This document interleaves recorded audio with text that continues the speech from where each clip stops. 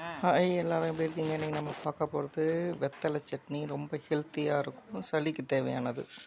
எண்ணெயை வச்சுக்கோங்க கடையில், அப்புறம் கொஞ்சோண்டு மிளகு, அது நல்லா பொரிஞ்சு வந்ததும் அதில் கூட கொஞ்சோண்டு உளுத்தம்பருப்பு நல்லா வதங்கினதும் ஜீரகம் போட்டு அதுவும் நல்லா வெடிக்கிற அளவுக்கு வந்ததுக்கப்புறமா 2 காஞ்ச மிளகா, பூண்டு வந்து ஒரு 5 பூண்டு, அப்புறம் வெங்காயம், இது நல்லா வதங்கினதுக்கப்புறமா இந்த வெத்தலையில் முன்னாடியும் பின்னாடி காம்பு எடுத்துகிட்டு கீழே கிள்ளிட்டு நல்லா சின்னதாக வேணுன்ற அளவுக்கு சைஸில் பிடிச்சி எடுத்துக்கோங்க, கிள்ளி வச்சுக்கோங்க. இதை வந்து நல்லா போட்டு அதுவும் நல்லா வதங்கினதும் முக்கால்வாசி வதங்கினா போதும்.